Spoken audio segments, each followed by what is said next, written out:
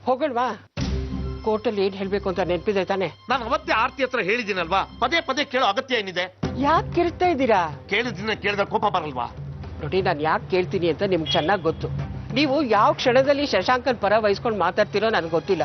ನನ್ಗೆ ತುಂಬಾ ಆತಂಕ ಆಗುತ್ತೆ ರೀ. ನಿನಗೆ ಅಷ್ಟು ಆತಂಕ ಇದ್ರೆ ನಾನು ಕೋರ್ಟ್ಗೆ ಬರಲ್ಲ ಬಿಡು. ಅಯ್ಯೋ, ನೀವು ಬರೋದ್ ಬೇಡ ಅಂತ ನಾನು ಹೇಳ್ತಿಲ್ಲ. ಶೋಭಾ, ನಾನು ಚಿಕ್ಕ ಮಗು ಅಲ್ಲ. ಪದೇ ಪದೇ ನನಗೆ ಹೇಳ್ಬೇಕಾಗಿಲ್ಲ. ಏನು ಮಾಡಬೇಕು ಏನು ಮಾಡಬಾರ್ದು ಅಂತ ನನಗೆ ಚೆನ್ನಾಗಿ ಗೊತ್ತು. ನಾನು ಯಾವತ್ತಿದ್ರು ನ್ಯಾಯದ ಪರ, ಅದು ಮಗ ಆಗ್ಲಿ ಸೊಸೆ ಆಗ್ಲಿ. ಸರಿ, ಈಗ ಹೋಗೋಣವಾ? ಬನ್ನಿ. ಅಣ್ಣ ಇರೋಣ, ನಾನು ಬರ್ತೀನಿ. ನೀನೆಲ್ಲಿಗೆ ಬರ್ತಾ ಇದೀಯಾ? ಕೋರ್ಟ್ಗೆ. ನೀನ್ ಯಾಕೆ ಬರ್ಬೇಕು ಅಲ್ಲಿಗೆ? ಅಲ್ಲಿ ನಿನ್ಗೆ ಯಾವ ಕೆಲ್ಸನೂ ಇಲ್ಲ, ಸುಮ್ನೆ ಇರು. ಬರ್ಲಿ ಬಿಡು, ಮನೇಲಿ ಕುತ್ಕೊಂಡು ಏನ್ ಮಾಡ್ತಾಳೆ? ನಾವೇನ್ ಪಿಕ್ನಿಕ್ ಹೋಗ್ತಾ ಇದೀವಿ? ನಮ್ಮನೆ ವಿಷಯ ಇವಳಿಗೆ ಏನ್ ಗೊತ್ತು? ಇವಳು ಬರೋದ್ ಬೇಡ ರೀ, ಇವಳು ಮನೇಲೇ ಇರ್ಲಿ. ಬನ್ನಿ ಹೋಗೋಣ.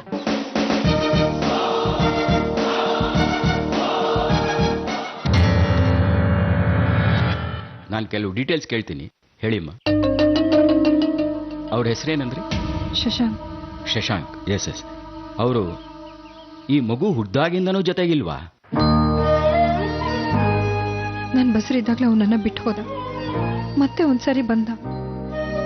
ನಾನು ಹೇಗಿದ್ದೀನಿ, ಮಗು ಹೇಗಿದೆ ಅಂತನೂ ವಿಚಾರಿಸಲಿಲ್ಲ. ನಿಜ ಹೇಳಬೇಕು ಅಂದ್ರೆ ಇಲ್ಲಿವರೆಗೂ ನನಗೆ ಯಾವ ಮಗು ಹುಟ್ಟಿದೆ ಅಂತ ಅವನಿಗೆ ಗೊತ್ತಿರಲಿಲ್ಲ. ಸೂರ್ಯ, ಈ ಮಗು ಬಗ್ಗೆ ಏನನ್ಸುತ್ತೆ ನಿಮ್ಗೆ? ಅದರಿಂದ ನಿಮ್ಗೇನು ತೊಂದರೆ ಇಲ್ಲ ತಾನೆ? ತೊಂದರೆ ಏನ್ ಬಂತು ಸರ್? ನಿಜ ಹೇಳ್ಬೇಕು ಅಂದ್ರೆ ಇವನು ಬಂದ್ಮೇಲೆ ನನಗೆ ಹುಮ್ಮಸ್ ಜಾಸ್ತಿ ಆಗಿತ್ತು. ನನಗಿರೋದು ಒಂದು ಹೆಣ್ಮಗು. ಹೆಣ್ಮಗು ಜೊತೆ ಎಷ್ಟೋ ವಿಷಯಗಳಲ್ಲಿ ರೆಸ್ಟ್ರಿಕ್ಷನ್ಸ್ ಇರುತ್ತೆ. ಇವನ್ ಬಂದ್ಮೇಲೆ ಆ ಕೊರತೆಗಳೆಲ್ಲ ದೂರ ಆಗಿತ್ತು. ಅಮ್ಮ, ಈ ಮಗುವಿಂದ ನಿಮಗೇನು ತೊಂದರೆ ಇಲ್ಲ ತಾನೆ? ಡಾಕ್ಟರ್ ಹತ್ರ ಲಾಯರ್ ಹತ್ರ ಸುಳ್ಳು ಹೇಳ್ಬಾರ್ದಂತೆ, ಅದಕ್ಕೆ ನಾನು ಸತ್ಯನೇ ಹೇಳ್ಬಿಡ್ತೀನಿ. ಅಮ್ಮ, ನೀವು ಸ್ವಲ್ಪ ಸುಮ್ಮನಿರಿ. ಅವ್ರೇನೋ ಹೇಳ್ಬೇಕು ಅಂತಿದ್ದಾರೆ. ಅಮ್ಮ, ನೀವೇ ಹೇಳಿ. ಸೂರ್ಯನ ಹೊಸದಾಗಿ ಮದುವೆ ಆಗಿ ಹುಡುಗ ನಮ್ಮ ಮನೆಗೆ ಬಂದಾಗ ನನಗೆ ಇವನನ್ನು ಕಂಡ್ರೇನೆ ಆಗ್ತಾ ಇರಲಿಲ್ಲ. ಆದ್ರೂ ನಾನು ಎಷ್ಟೇ ಸಿಟ್ಟಿಂದ ಇವನನ್ನು ಬೈದ್ರು ಮತ್ತೆ ಅಜ್ಜಿ ಅಜ್ಜಿ ಅಂತ ಪ್ರೀತಿಯಿಂದ ನನ್ನ ಹಿಂದೆನೇ ಸುತ್ಕೊಂಡ್ಬರ್ತಾ ಇದ್ದ. ಒಂದು ದಿನಕ್ಕೂ ನನ್ನ ಮೇಲೆ ಸಿಟ್ಟು ಮಾಡ್ಕೊಂಡಿದ್ದೇ ಇಲ್ಲ. ಅವನು ಈ ಗುಣನೇ ನನಗೆ ತುಂಬಾ ಹಿಡಿಸಿತ್ತು. ಆದ್ರೀಗ ಇವನ್ ಮನೆ ಬಿಟ್ಟು ಹೋಗ್ತಿದ್ದಾನೆ ಅನ್ನೋದನ್ನ ಊಹಿಸ್ಕೊಳ್ಳೋಕ್ಕೂ ಆಗ್ತಿಲ್ಲ. ಇಷ್ಟೊಂದು ಪಾಸಿಟಿವ್ ಪಾಯಿಂಟ್ಸ್ ಇದ್ರೆ ನಮಗೆ ಕೇಸ್ ಗೆಲ್ಲೋದು ತುಂಬಾನೇ ಸುಲಭ ಆಗುತ್ತೆ. ಮರಿ ಬಾಯಿಲಿ. ಸೂರ್ಯ ಅವರು ಅಂದ್ರೆ ನಿನಗೆ ತುಂಬಾ ಇಷ್ಟನಾ? ಹೌದು, ನನ್ ಬೆಸ್ಟ್ ಅಪ್ಪ. I love him. ಓಹೋ, ಯಾಕೆ ಅವ್ರನ್ನ ಕಂಡ್ರೆ ಅಷ್ಟೊಂದು ಇಷ್ಟ ನಿಂಗೆ? ನಾನೇನಾದ್ರು ತಪ್ಪು ಮಾಡಿದ್ರೆ ಸರಿ ಮಾಡ್ತಾರೆ, ನಾನೇನಾದ್ರು ಕೇಳಿದ್ರೆ ತಗೊಂಡ್ಬರ್ತಾರೆ, ನನ್ ಜೊತೆ ರೇಸಲ್ ಪಾರ್ಟಿಸಿಪೇಟ್ ಮಾಡ್ತಾರೆ. ಅಂಕಲ್, ನಿಮ್ಗೊಂದು ಸೀಕ್ರೆಟ್ ಹೇಳ? ಹೇಳಪ್ಪ. ಯಾವಾಗಲೂ ನನ್ನ ಅಮ್ಮನ ಜೊತೆ ಓಡಿ ರೇಸ್ ಸೋಲ್ತದ್ದೆ. ಈ ಸತಿ ಅಪ್ಪ ಇದ್ರಲ್ಲ, ನಾನು ಫಸ್ಟ್ ಪ್ರೈಸ್ ಗೆದ್ದೆ. ಅದಕ್ಕೆ ಇವ್ ನಮ್ ಬೆಸ್ಟ್ ಅಪ್ಪ. ಹೌದಾ? ಒಂದ್ ವೇಳೆ ನಿಮ್ಮ ಅಪ್ಪನ ಬಿಟ್ಟು ಹೋಗ್ಬೇಕಾದಂತ ಪರಿಸ್ಥಿತಿ ಬಂದ್ರೆ ಏನ್ ಮಾಡ್ತೀಯಾ? ಯಾಕೆ ಸರ್? ನೀವು ಸ್ವಲ್ಪ ಸುಮ್ಮನಿರಿಮ್ಮ. ಹೇಳಪ್ಪ. ನಾನ್ ಯಾಕೆ ನಮ್ಮ ಅಪ್ಪನ ಬಿಟ್ಟು ಇರ್ಲಿ? ಅವ್ರು ನಮ್ಮ ಅಪ್ಪ, ಎಲ್ರು ಅಪ್ಪನ ಜೊತೆನೆ ಇರ್ತಾರೆ, ನಾನು ನಮ್ಮ ಅಪ್ಪನ ಜೊತೆನೆ ಇರ್ತೀನಿ. ಮಗು ಸ್ಟೇಟ್ಮೆಂಟ್ ಹೀಗೆ ಇದ್ರೆ ಯಾರು ಏನು ಮಾಡಕ್ಕಾಗಲ್ಲ.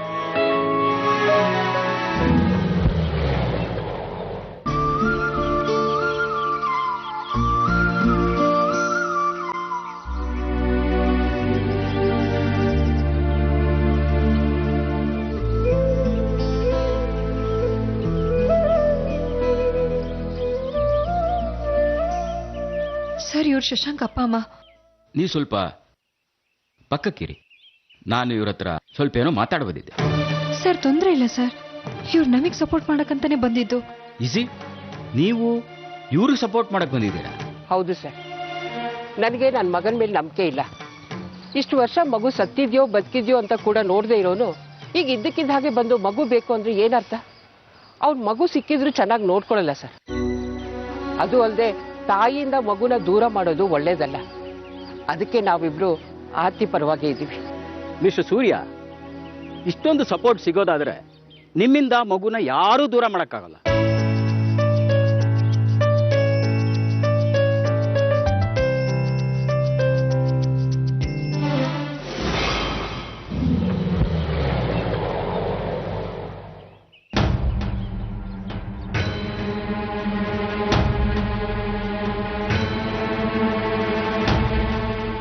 ಶಕ್ಕು, ನೀನು ಬರೋದು ಬೇಡ ಅಂತ ಹೇಳಿದ್ನಲ್ವಾ, ಮತ್ತ್ಯಾಕೆ ಬಂದೆ?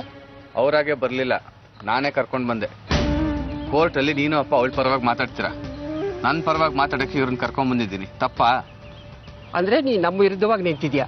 ಇದ್ರಲ್ಲಿ ವಿರುದ್ಧ ಏನ್ ಬಂತು? ಅದಕ್ಕೆ ನೀನು ಅಣ್ಣ ಇವನು ಮಗ ಅಂತ ಅನ್ನೋದು ಮರೆತು ಅವಳ ಹಿಂದೆ ಬಿದ್ದಿದ್ದೀರಾ. ಇವನ್ ಜೊತೆ ಬಂದಿದ್ದಕ್ಕೆ ನೀ ಕೂಗಾಡ್ತಿದ್ಯಾ. ಮಗನ ಮಮತೆ ಇಲ್ವಾ ನಿನಗೆ? ಆ ಮಮತೆ ಇವರಿಗಿತ್ತ ಅಂತ ಕೇಳೆ ಈಗ ದೊಡ್ಡದಾಗಿ ಬಂದು ಕೇಸ್ ಹಾಕಿದಾನೆ ಮಗು ಬೇಕು ಅಂತ. ಈಗ ಆ ಮಾತೆಲ್ಲ ಯಾಕೆ? ಏನಿದ್ರು ಕೋರ್ಟಲ್ಲಿ ಮಾತಾಡೋಣ. ನೀವು ನಮ್ಮ ಆಪೋಸಿಟ್ಟು. ಬಾ ಅತ್ತೆ, ಫೈಲ್ ಡಾಕ್ಯುಮೆಂಟ್ಸ್ ಎಲ್ಲ ಕರೆಕ್ಟ್ ಆಗಿದೆ, ಇನ್ನೊಂದ್ಸಲ ಚೆಕ್ ಮಾಡ್ಕೊ. ನೋಡಿದ್ರೇನ್ರಿ ಅವ್ರು ಹೇಗೆ ಮಾತಾಡ್ತಾ ಇದ್ದಾರೆ ಅಂತ?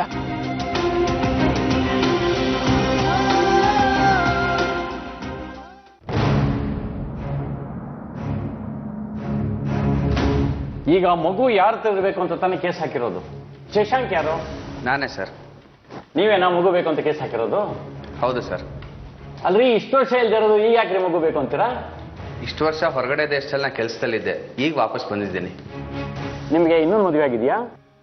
ಆಗಿದೆ. ಮತ್ತೆ ಆ ಮದುವೆಯಿಂದ ಮಗು ಆಗಿಲ್ಬೇಡ್ರಿ? ಇಲ್ಲ. ಮದುವೆ ಆದ್ಮೇಲೆ ಒಂದು ಮಗು ಮಾಡ್ಕೊಳ್ಳೋದಪ್ಪ ಹೇಗಾಗತ್ತೆ ಸರ್? ಅವಳ ಜೊತೆಗೆ ಇವನಿದ್ರೆ ತಾನೇ. ಅವನು ಬಿಟ್ಬಿಟ್ರ? ನನಗೂ ಅವಳಿಗೂ ಸರಿ ಹೋಗ್ಲಿಲ್ಲ, ಬಿಟ್ಬಿಟ್ಟೆ. ಅದಕ್ಕೆ ಸರ್ ಈ ಮಗು ಬೇಕು ಅಂತ ಹೇಳ್ತಾ ಇರೋದು. ಏನಮ್ಮ, ನೀನೇನ ಮಗಿನ ತಾಯಿ? ಹೌದು ಸರ್. ನಿಮ್ಮ ಮೊದಲನೇ ಗಂಡ ಮಗು ಬೇಕು ಅಂತ ಕೇಳಿದೆ, ನೀವೇನು ಹೇಳ್ತೀರಾ? ಸಾಧ್ಯನೇ ಇಲ್ಲ ಸರ್. ನಾನು ನನ್ನ ಮಗನಿಗೆ ಅಪ್ಪ ಅಮ್ಮ ಎರಡೂ ಆಗಿ ಸಾಕಿ ಬೆಳೆಸಿದ್ದೀನಿ. ಈಗ ಅವನಿಗೆ ನನ್ನ ಮಗನ ನಾನು ಕೊಡಲ್ಲ. ನಿಮ್ಮ ಎರಡನೇ ಗಂಡ ಇದಕ್ಕೆ ಒಪ್ಪಿಗೆ ಕೊಟ್ಟಿದ್ದಾರಾ? ನನ್ನ ಮಗನ ಮೇಲೆ ನನಗೆಷ್ಟು ಪ್ರೀತಿ ಇದೆಯೋ ಅವರಿಗೂ ಅಷ್ಟೇ ಪ್ರೀತಿ ಇದೆ ಸರ್.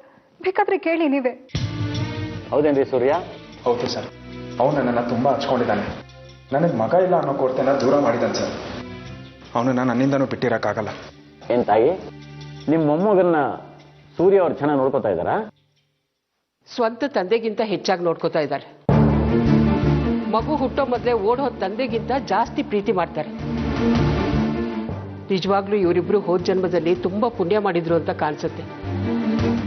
ಅದಕ್ಕೆ ಆ ದೇವರು ಇವರಿಂದ ತಪ್ಪಿಸಿ ಅವರಿಗೆ ಒಳ್ಳೆ ಮನೆಗೆ ಸೇರಿಸಿದಾನೆ. ಆದ್ರೆ ನಿಮ್ಮ ಮಗ ಮಗು ಬೇಕು ಅಂತಾರಲ್ಲಮ್ಮ. ಇವ್ರು ಹಠಕ್ ಬಿದ್ದು ಹೀಗೆಲ್ಲ ಮಾಡ್ತಿದ್ದಾನೆ ಸರ್. ಆರ್ತಿನ ಜೊತೆಲಿ ಬಾ ಅಂತ ಕರ್ದ, ಅವಳು ಬರ್ಲಿಲ್ಲ, ಅದಕ್ಕೆ ಹೀಗೆಲ್ಲ ಮಾಡ್ತಿದ್ದಾನೆ. ಜೊತೆಗೆ ಬಾ ಅಂತ ಕರ್ದಿದ್ದು ನಿಜ ಸರ್, ಆದ್ರೆ ಬರಲ್ಲ ಅಂದ್ಮೇಲೆ ನಾಯೇನು ಅವಳನ್ನ ಬಲವಂತ ಮಾಡಿಲ್ಲ. ನನಗೆ ನನ್ನ ಮಗ ಬೇಕು ಅಷ್ಟೇ. ಯಾವುದೇ ಕಾರಣಕ್ಕೂ ನನ್ನ ಮಗ ನಾನು ಬಿಟ್ಕೊಡೋದಿಲ್ಲ ಸರ್. ನನಗೆ ನನ್ನ ಮಗ ನನ್ನ ಜೊತೆನೇ ಇರಬೇಕು. ಹೌದು ಸರ್. ನಮ್ಮ ಮಗುನ ನಮ್ಮಿಂದ ದೂರ ಮಾಡಬೇಡಿ ಪ್ಲೀಸ್.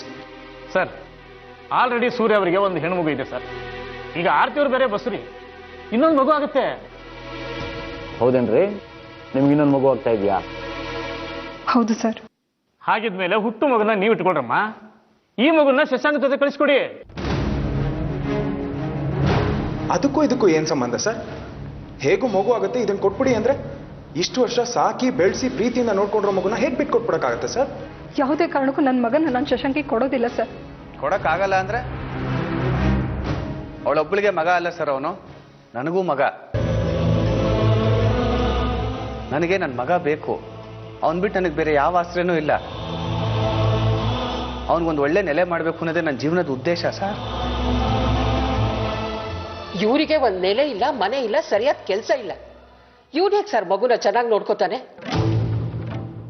ಸರ್, ಯಾವುದೇ ಕಾರಣಕ್ಕೂ ಮಗುನ ಮಾತ್ರ ಇವ್ರಿಗೆ ಕೊಡ್ಬೇಡಿ. ಮನೆ ಯಾಕಿಲ್ಲ? ಈಗ ನಾವಿರೋ ಮನೆ ನಮ್ಮ ಅಮ್ಮನ ಹೆಸರಲ್ಲಿದೆ. ನಾನು ಒಬ್ಬನೇ ಮಗ sir. I am the legal higher. ಆಮೇಲೆ ಆ ಮನೆ ನನಗೆ ಸೇರೋದು. ನನಗೀಗ ಕೆಲಸನೂ ಸಿಕ್ಕಿದೆ. ತಿಂಗಳಿಗೆ 35,000 ಸಂಬಳ. ಅಪಾಯಿಂಟ್ಮೆಂಟ್ ಆರ್ಡರ್ ಇದೆ. ಅತ್ತೆ, ಆ ಲೆಟರ್ ಕೊಡಿ.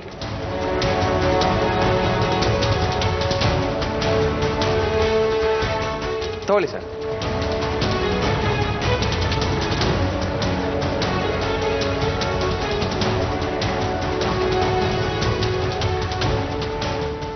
ಕೆಲಸ ಇದೆಯಲ್ರಿ?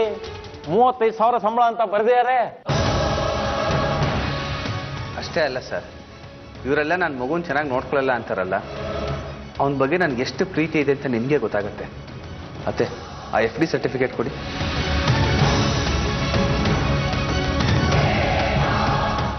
ನೋಡಿ ಸರ್.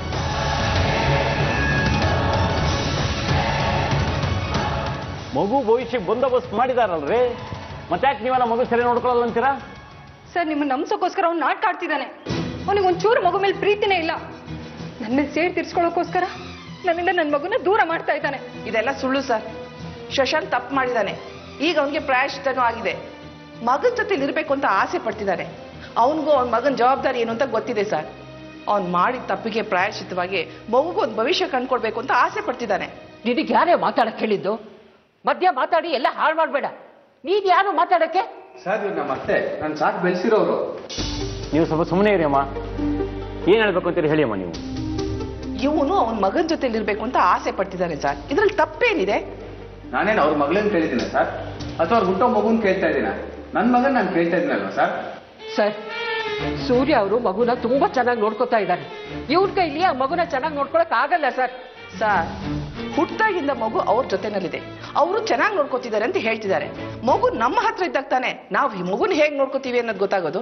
ಇಷ್ಟು ವರ್ಷ ತಿರುಗ್ ಕೂಡ ನೋಡದೆ ಇರೋಳು ಈಗೇನೆ ಬಂದು ಮಾತಾಡ್ತಾ ಇದೆಯಾ ನೀನು? ನಮ್ಮ ಮನೇಲಿ ಏನೇನಾಯ್ತು ಅಂತ ನಿನ್ಗೇನಾದ್ರೂ ಗೊತ್ತಾ? ಇವ್ರು ಓಡೋದಾಗ ನೀನ್ ಇದ್ದೇನೆ ಮನೇಲಿ. ದಯವಿಟ್ಟು ಸ್ವಲ್ಪ ಸುಮ್ಮನೆ ಇರ್ತೀರಾ? ನೀವೇನು ಹೇಳ್ಬೇಕು ಅಂತೀರಿ ಹೇಳಿ ಅಮ್ಮ. ಸರ್, ಇವಳು ನಮ್ಮ ಅಣ್ಣ ಅತ್ತೆ ಏನೋ ಮೋಡೆ ಮಾಡಿದ್ದಾಳೆ. ಅದಕ್ಕೆ ಸ್ವಂತ ಮಗನ ದೂರ ಮಾಡಿ ಇವಳಿಗೆ ಸಪೋರ್ಟ್ ಮಾಡ್ತಿದ್ದಾರೆ ಇವರು. ಆ ಆರ್ತಿ ಬಗ್ಗೆ ಇಲ್ಲದ್ ಮಾತಾಡ್ಬೇಡ ನೀನು. ಅಮ್ಮ ಒಂದು ನಿಮಿಷ ಸರ್. ಹೇಳ್ರಿ. ಈಗ ಸೂರ್ಯ ಮತ್ತು ಆರ್ತಿ ಅವರು ಮಗುನ ನಮ್ಮಿಂದ ದೂರ ಮಾಡಬೇಡಿ ಅಂತಿದ್ದಾರೆ. ಶಶಾಂಕ್ ಕಡೆಯಿಂದ ಒಂದು ಮಗು ಇದೆ ಸರ್. ಸೂರ್ಯ ಅವರಿಗೆ ಆಲ್ರೆಡಿ ಒಂದು ಹೆಣ್ಣು ಮಗು ಇದೆ. ಈಗ ಇನ್ನೊಂದು ಮಗು ಆಗ್ತಾ ಇದೆ. ಒಟ್ಟು 3 ಮಕ್ಕಳು ಸರ್. ಸರ್ 3 ಮಕ್ಕಳನ್ನ ಹೇಗೆ ಸರ್ ಸಾಕ್ತಾರೆ ಇವರು? ಯಾಕೆ, ಏನು ಪ್ರಾಬ್ಲಮ್ಮು? ಕೆಲಸ ಅಂತ ಬೇಕಲ್ಲ ಸರ್. ಸೂರ್ಯ ಅವರಿಗೆ ಕೆಲಸನೇ ಇಲ್ಲ. ಹೌದೇನ್ರಿ ಸೂರ್ಯ? ಹಾಗೇನಿಲ್ಲ ಸರ್. ಸರ್, ಸೂರ್ಯ ಅವರು ಮನೆಯಿಂದ ಹೊರಗಿದ್ದಾರೆ ಸರ್. ಅವ್ರದ್ದು ಫ್ಯಾಮಿಲಿ ಬಿಸ್ನೆಸ್. ಇವ್ರ ತಂದೆನೇ ಇವ್ರನ್ನ ಬಿಸ್ನೆಸ್ ಇಂದ ಹೊರಗಿಟ್ಟಿದ್ದಾರೆ. ಬೇಕಾದ್ರೆ ಕೇಳಿ ಸರ್ ಅವ್ರ ತಾಯಿನ. ಹೌದೇನಮ್ಮ? ಒಂದು ಸಣ್ಣ ಮನಸ್ತಾಪದಿಂದ ದೂರ ಆಗಿದ್ದಾರೆ ಅಷ್ಟೇ. ಮನೆ ಬಿಟ್ಟೆಲ್ಲೂ ಹೊರಗಡೆ ಹೋಗಿಲ್ಲ. ಅಲ್ಲೇ ಪಕ್ಕದಲ್ಲೇ ಇದ್ದಾನೆ. ನಾನು ಅವ್ರ ತಂದೆ ಹತ್ರ ಮಾತಾಡ್ತಾ ಇದ್ದೀನಿ. ಇಷ್ಟರಲ್ಲೇ ಎಲ್ಲ ಸರಿ ಹೋಗುತ್ತೆ. ಸರಿ ಹೋಗುತ್ತೆ ಬಿಡುತ್ತೆ ಬೇಡ, ಕೆಲಸ ಇಲ್ಲ, ಹೌದಾ? ಸದ್ಯಕ್ಕಲ್ಲಿ ಕೆಲಸ ಮಾಡ್ತಿಲ್ಲ ಸರ್. ನಾನು ಹೊಸ ಬಿಸ್ನೆಸ್ ಶುರು ಮಾಡ್ತೀನಿ ಸರ್. ಇವ್ರ ಬಿಸ್ನೆಸ್ ಶುರು ಮಾಡಿ ಅದು ಎಸ್ಟಾಬ್ಲಿಷ್ ಆಗಿ ಇವ್ರ ಪ್ರಾಫಿಟ್ ನೋಡಕ್ಕೆ ಎಷ್ಟು ಸಮಯ ಬೇಕು ಅಂತ ನೀವೇ ಲೆಕ್ಕ ಹಾಕಿ ಸರ್. ಅಲ್ಲಿವರೆಗೂ ನನ್ನ ಮಗ ಯಾಕೆ ಕಷ್ಟಪಡಬೇಕು? ನನ್ನ ಮಗನ ನನಗೆ ಕೊಟ್ಬಿಡಿ, ನಾನು ಅವನ್ನ ಚೆನ್ನಾಗಿ ನೋಡ್ಕೋತೀನಿ. ಇಲ್ಲ ಸರ್, ನನ್ನ ಮಗನ ಅವನ ಜೊತೆ ಕಳ್ಸಲ್ಲ. ಇವನನ್ನ ಚೆನ್ನಾಗಿ ನೋಡ್ಕೊಳ್ತಾನೆ ಅನ್ನೋ ನಂಬಿಕೆ ನನಗಿಲ್ಲ ಸರ್. ಎಷ್ಟೇ ಕಷ್ಟ ಆದ್ರೂ ಪರವಾಗಿಲ್ಲ, ನಾವು ನಮ್ಮ ಮಗನ ನೋಡ್ಕೊಳ್ತೀವಿ. ಮಗು ನಮ್ಮ ಜೊತೆಗಿರ್ಲಿ, ಶಶಾಂಕ್ ಜೊತೆಗಿರಬಾರ್ದು ಅಂತ ಅವ್ರ ತಂದೆ ತಾಯಿನ ಹೇಳ್ತಾ ಇದ್ದಾರೆ. ದಯವಿಟ್ಟು ಅರ್ಥ ಮಾಡ್ಕೊಳ್ಳಿ ಸರ್. ಏನ್ರಿ, ನೀವೇನು ಹೇಳ್ತೀರಾ? ಸರ್, ನನ್ನ ಮಗ ಶಶಾಂಕ್ ತನ್ನ ಬೇಜವಾಬ್ದಾರಿತನದಿಂದ ಮನೆ ಬಿಟ್ಟು ಹೋಗಿದ್ದು ನಿಜ ಸರ್. ಅವನು ಮನೆ ಬಿಟ್ಟು ಹೋಗುವಾಗ ನನ್ನ ಸೊಸೆ ಗರ್ಭಿಣಿ. ಅವನು ಒಂದು ದಿನನಾದರೂ ಹೆಂಡತಿ ಹೋಗಲಿ, ಸ್ವತಃ ಮಗು ಹೇಗಿದೆ ಅಂತ ಫೋನ್ ಮಾಡಿ ಕೂಡ ಕೇಳಲಿಲ್ಲ ಸರ್. ಅವನು ಇನ್ನೂ ಮನೆಗೆ ಬರಲ್ಲ ಅಂತ ನಾವು ತೀರ್ಮಾನ ಮಾಡ್ಕೊಂಡ್ವಿ. ಆದರೆ ಒಂದಿನ ಇದ್ದಕ್ಕಿದ್ದ ಹಾಗೆ ಬಂದು ಆಸ್ತಿ ಕೇಳ್ದ, ಕೊಡಲ್ಲ ಅಂದ್ವಿ. ಗಲಾಟೆ ಮಾಡ್ದ, ನಮ್ಮನ್ನೆಲ್ಲ ಬೈದು ಹೋಗ್ಬಿಟ್ಟ ಸರ್. ನಾವು ಹೋದ್ಮೇಲೆ ನಮ್ಮ ಸೊಸೆಗೆ ಯಾರು ಸರ್ ಆಸರೆ? ಅದಕ್ಕೆ ನಾವಿಬ್ಬರು ಸೇರಿ ನಮ್ಮ ಸೊಸೆಗೆ ಪುನರ್ವಿವಾಹ ಮಾಡಿದ್ವಿ ಸರ್. ಮತ್ತೆ ಸ್ವಲ್ಪ ದಿನಗಳ ಹಿಂದೆ ಬಂದಾಗ ಅವನಿಗೆ ಬ್ಲಡ್ ಕ್ಯಾನ್ಸರ್ ಇತ್ತು ಸರ್.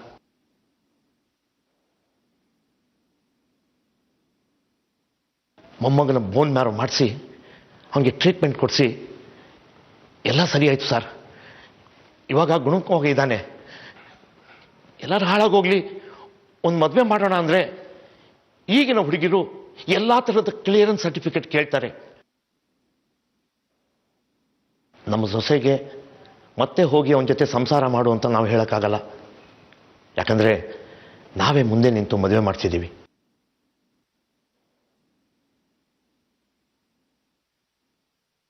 ಅವನಿಗೂ ಒಂದು ಆಸರೆ ಬೇಕು. ಅವನ ಮಗುವನ್ನು ಕೊಡಿಸ್ಬಿಡಿ ಸರ್.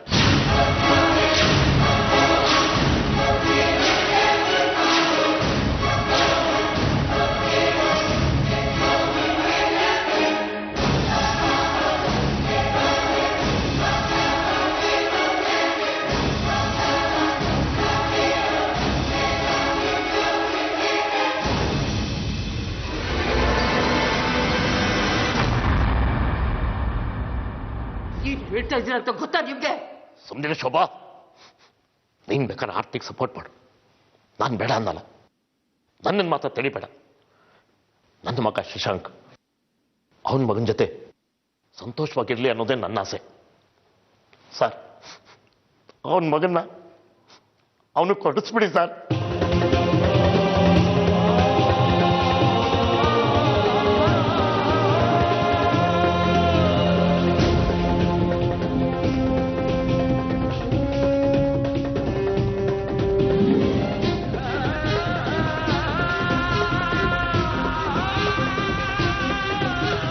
Decision post lunch.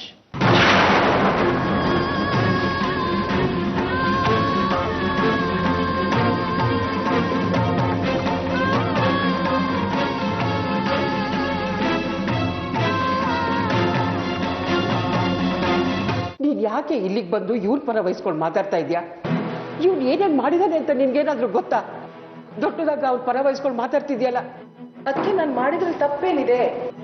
ಅವನು ಮಗು ಬೇಕು ಅಂತ ಕೇಳ್ತಿದ್ದಾನೆ, ಅದು ನ್ಯಾಯ ತಾನೆ. ಅದಕ್ಕೆ ನಾನು ಅವನು ಸಪೋರ್ಟ್ ಮಾಡ್ತಿರೋದು. ಅಮ್ಮ ನೀನ್ ಸುಮ್ಮನೆ ಇರೋ. ನೀನ್ ಮಾತಾಡ್ಬೇಡ, ಸುಮ್ಮನೆ ನಿಂತ್ಕೊಳ್ಳೋ. ನೀನ್ ಪ್ರಾಣದ ಜೊತೆ ಹೋರಾಡ್ತಿರುವಾಗ ಆರ್ತಿಗೆ ಹೇಳಿ ಆದಿತ್ಯನ ಕರೆಸಿ ನಿನ್ನನ್ನ ಉಳಿಸ್ಕೊಡ್ವಿ.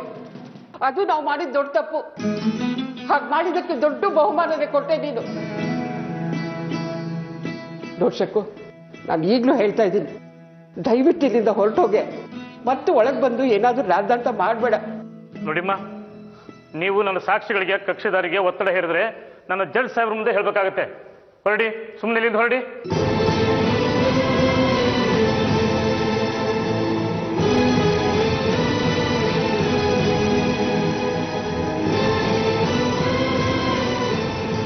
ಏನ್ರಿ ಸೂರ್ಯ, ನೀವು ನಿಮ್ಮ ತಂದೆ ಕಂಪ್ನಿಯಲ್ಲಿ ಕೆಲಸ ಮಾಡ್ತಿಲ್ಲ ಅಂತ ಹೇಳೋದಲ್ವಾ? ಕೆಲಸನೇ ಇಲ್ಲ ಅಂದ್ರೆ ಮೂರು ಮಕ್ಕಳನ್ನ ಹೇಗೆ ಸಾಕ್ತೀರಿ ಅಂತ ಕೇಳ್ತಾರೆ. ಆಗ ಕೇಸು ವೀಕ್ ಆಗೋಗುತ್ತೆ ರೀ. ಸರ್ ಸಾರಿ ಸರ್, ಅಮ್ಮ ಆಗ್ಲೇ ಹೇಳಿದ್ರಲ್ಲ ಸರ್, ಎಲ್ಲ ಸರಿ ಹೋಗ್ಬಿಡುತ್ತೆ. ಇಟ್ಸ್ ಎ ಸ್ಮಾಲ್ ಮಿಸ್ಅಂಡರ್ಸ್ಟ್ಯಾಂಡಿಂಗ್ ಅಷ್ಟೇ.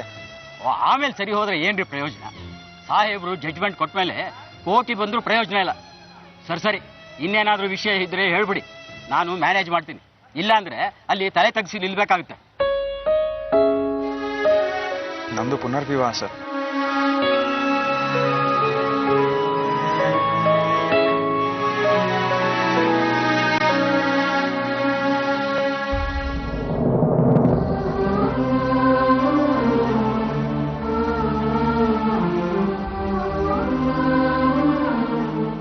ಶಶಾಂಕ್ ಅವರು ಬೇಡ್ದಿರೋ ವಿಷಯನ ಯಾಕೆ ದೊಡ್ಡದು ಮಾಡ್ತಾರೆ ಅಂತ ಗೊತ್ತಾಗ್ತಲ್ಲ ಆರ್ತಿಯವ್ರೆ. ನಾನು ಹೇಳಿಲ್ವಾ ನಿಮ್ಗೆ ಅವ್ನು ಏನ್ ಮಾಡ್ಕೋ ಹೇಸೋನಲ್ಲ ಅಂತ? ಅಮ್ಮ, ಶಶಾಂಕ್ ಅಂಕಲ್ ನನ್ನ ಮನೆಗೆ ಕರೆದ್ರೆ ನೀವ್ ಯಾಕೆ ಹೋಗ್ಬೇಡ ಅಂತೀರಾ? ಹೆಂಗಿದ್ರು ತಾತ ನಮ್ಮನ್ನ ಮನೆಯಿಂದ ಹೊರಗಡೆ ಹಾಕಿದ್ದಾರೆ. ನಾವೆಲ್ಲರೂ ಶೋಭಾಜಿ ಮನೆಗೆ ಹೋಗೋಣ. ಶೋಭಾಜಿ ಮನೆ ದೊಡ್ಡಕ್ಕಿದೆ. ನಾನು, ಸಾಕ್ಷಿ, ನೀವು, ಅಪ್ಪ ಎಲ್ಲರೂ ಹೊಟ್ಟೋಗೋಣ. ಆಗ ಆದಿತ್ಯ ನಮ್ಮನೆಗ್ ಬರ್ಲಿ, ಆದಿತ್ಯ ನಮ್ಮನೆಗ್ ಬರ್ಲಿ ಅಂತ ಯಾರು ಜಗಳಾಡಲ್ಲ ಅಲ್ವಾ ಅಪ್ಪ?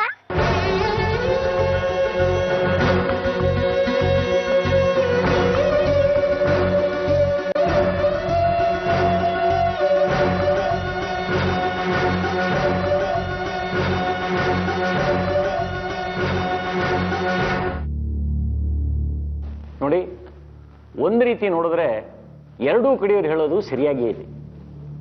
ಶಶಾಂಕ್ ಮದುವೆ ಮಾಡಿಕೊಂಡು ತನ್ನ ಹೆಂಡತಿ ಗರ್ಭಿಣಿಯಾಗಿದ್ದಾಗ ಅವಳು ಬಿಟ್ಟು ಹೋಗಿ ಈಗ ಬಂದು ಮಗು ಕೊಡಿ ಅಂತ ಕೇಳೋದು ಒಂದು ರೀತಿ ತಪ್ಪು. ಹಾಗೆ ಅವರ ಆರೋಗ್ಯ ಸ್ಥಿತಿ ನೋಡಿ ಅವರ ಮುಂದಿನ ಜೀವನದ ಬಗ್ಗೆ ಯೋಚನೆ ಮಾಡಿದ್ರೆ ಮಗು ಶಶಾಂಕ್ ಜೊತೆಗೆ ಇರಬೇಕು ಅನ್ನೋದು ಸರಿ ಅನ್ಸುತ್ತೆ.